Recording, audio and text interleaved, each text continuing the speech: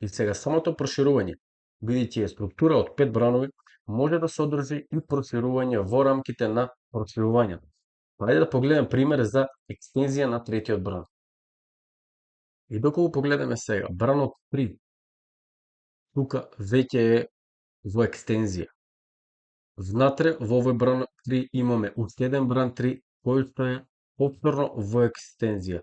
И ова се тие случаи каде што многу често и бранот 3 ја прави таа екстензија, а секако имаме и продолжен пети бран, и тука можеме да ја погледнеме и ова поблиску структура каде што петиот бран е продолжен на уште неколку бранови и трае во овој многу силен бул маркет.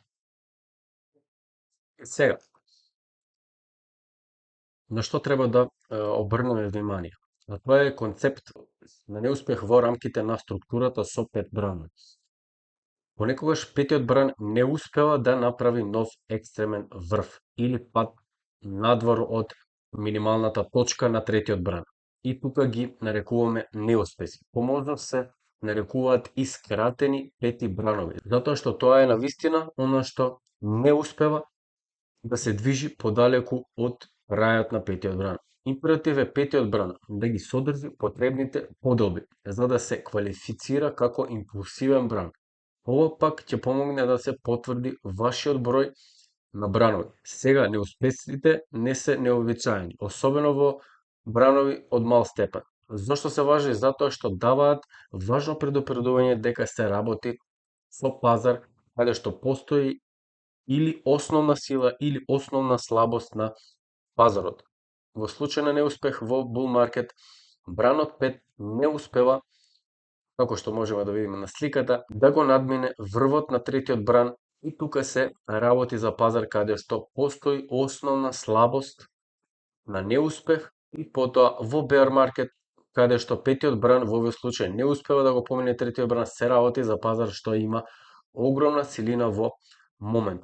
И доколку погледнеме што не е во ред со оваа слика подолу, што знаеме за корекциите? И никогаш не се структура од 5 бранови. Сами по себе, дел од корекцијата може да биде структура со 5 бранови, а ова тука всушност би можело да биде бранот Б, а ова да е завршеток, тука да имаме бранот С.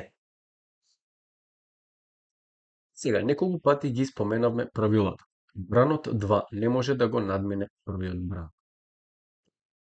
Третиот не може да биде најкраток бран и четвртиот не може да се уклопува со првиот бран. Едноставна, вистинска варијација во стилот на ова е дијагоналниот триагон.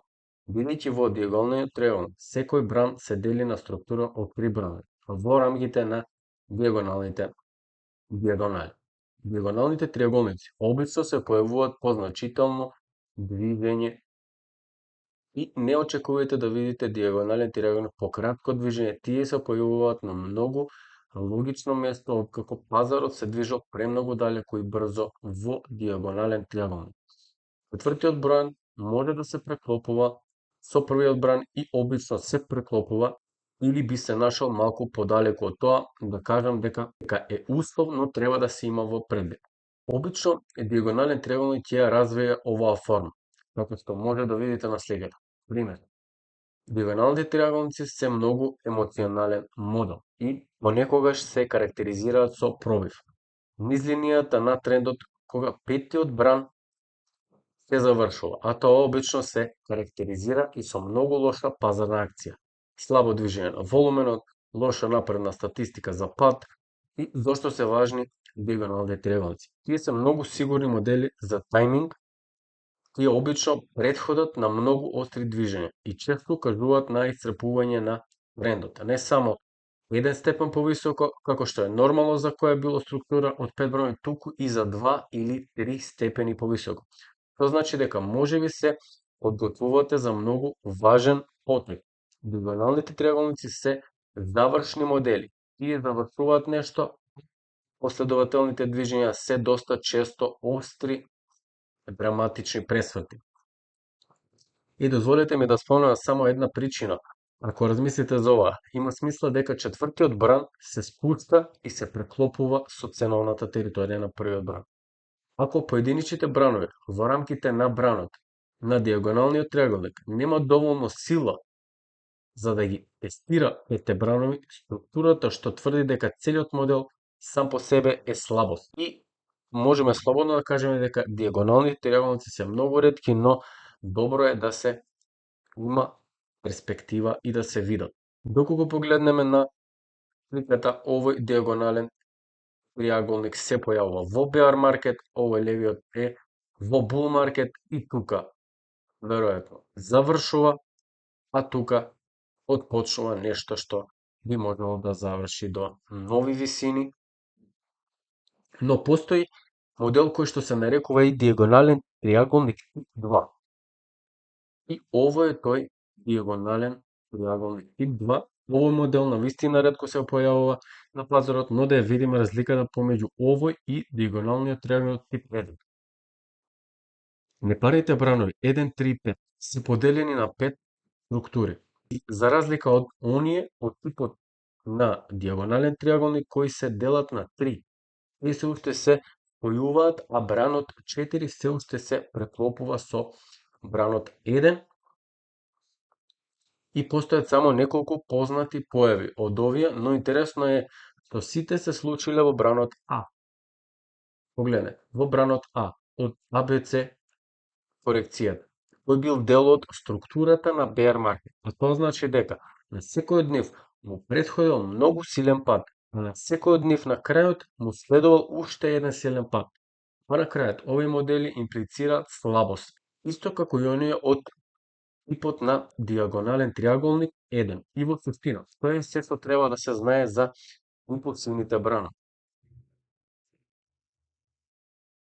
Веќе ги разгледаме образците кои што лесно можеме да препознаеме на графиконите. Она што ќе го опфатиме следно се правилата и опасствата.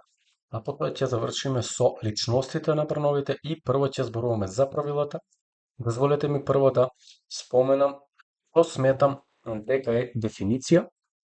Корекциите никогаш не се структура од бранови. Тоа е нешто што треба да се има во предвид, но што се однесува до правилата, третиот бран меѓу брановите 1, 3, 5 никогаш не смее да биде најкраток. Бранот 4 не може да се преклопува со ценовната територија на бранот 1 и бранот 2 не може да се врати повеќе од 100% од број 1 и сега ќе објасниме малку повеќе за бранот 4 што не треба да се преклопува со бранот 1 и правилото треба да се наведе. Крајот на бранот 4 не може да се преклопува со бранот 1, но тоа е многу силно упатство кое наведува дека ниту еден дел од бранот 4 не треба да влегува во ценовната територија на ниту бранот 1, ниту вториот бран. И дозволете ми да ви дадам пример. И претпоставуваме тука дека имате бран 1 и неправилен бран 2. Ова пример би можеле да го значиме вака, што значи дека не е правилно ова броење, бидејќи бранот 4, кој што одбележан тука, влегува во територијата на бранот 1 и 2. Доколку имаме пример, ова е бранот 1, имаме бран 2, кој што е неправилен и би можеле да го означиме ова А, Б, С корекција, која што можеби не пробила по претходното едно, тоа е многу ретко, но се случува и ова би го обележале како бран 2, а ова би бил бранот 3. Што значи дека ова броење би можело да ги исполни стандардите кои што ги имаме и правилата и упатствата кои што веќе ги наведовме. Исто така, тоа би можело да се број пример и во овој случај да додадеме двојка тука и да додадеме 1, 2, што значи 1, 2, 1, 2 и бранот 3, кој што има своја структура од 5 бранови.